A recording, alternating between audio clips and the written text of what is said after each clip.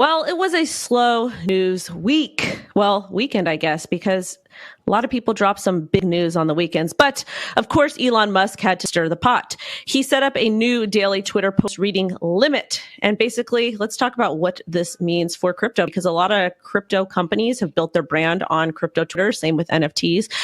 So apparently, Twitter is temporarily limiting the number of tweets users can read per day, separate limits for Twitter Blue subscribers and unpaid users. So basically, Elon Musk wants you to buy a product or a service. Verified account limited to reading 10,000 per day. Unverified accounts will have access to 1,000 per day. Initially set stricter limits, but changed within hours of announcing the move. It was so funny because if you were watching him live tweet this over the weekend, he said, okay, we're giving X. And then he said, okay, we're going to give X times 2 and then X times 3. So it kept getting bigger and bigger. But it also looked like it appears he meant the scrapping of large amounts of data used by AI companies to train language models, which power chatbots like ChatGPT and Google's Bard. If you don't know what data scrapping is, it's the pulling of information from the internet.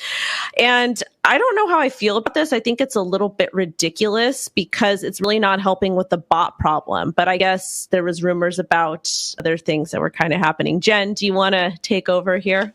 Yeah, we've seen Elon do this before, right? Announce a big change and then amend that change and then amend it again on the fly and then say it's temporary. And so who knows what's going to happen next given the backlash that's happened. But Wendy, to your point, the data scraping seems to be the issue at the center of this. You know, a lot of big brands, advertisers, publishers use data scraping to measure sentiment, to see what people are saying about stories, about products.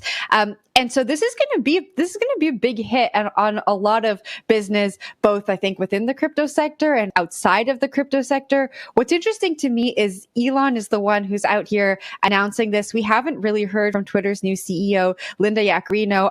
I'd love to hear from her and find out how this particular change and other changes at Twitter are laddering up to the new strategy under her leadership. I think it's really interesting that she's come into the new role and we haven't really heard from her yet. Ben, what do you make of everything that's happening?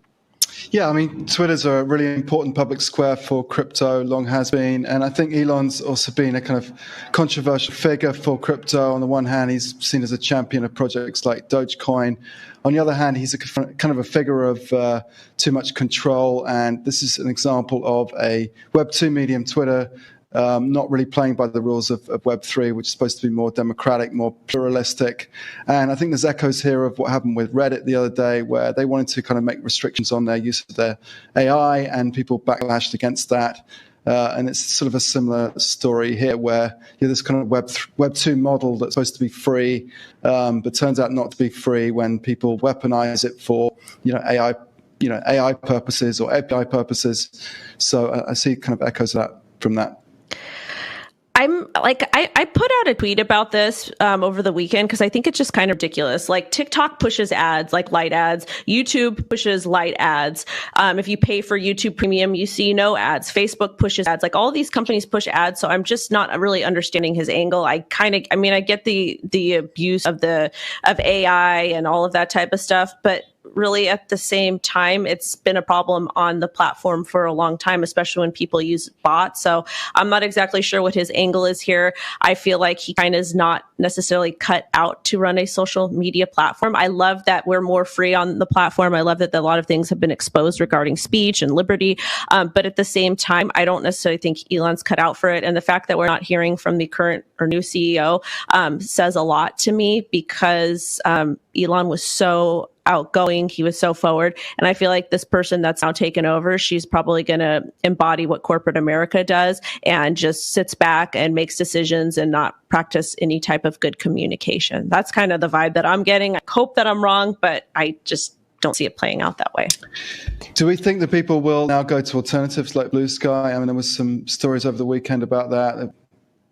No. I finally got my Blue Sky invite the other day, and thank you for reminding me because I forgot to accept it. So I'm going to go and do that. Ben, to the sentiment conversation, I saw a lot of tweets over the weekend about people saying like, where are we going to go next? Like, is it TikTok? Is it Instagram? I don't know if it's either of those platforms, but at least on my feed, there's a lot of people, looking for alternatives. Although my own opinion is that people aren't really going to go anywhere. They're just going to continue to complain and accept defeat. What do you think, Ben? I think it's kind of Twitter or nothing. I mean, the problem is that, why would you go to a platform where other people are not? So people are still on Twitter, it's still where the conversation is. So I guess we just have to complain and bear it. Wendy, we need to get you in on this. I know you have your bigger fans on TikTok.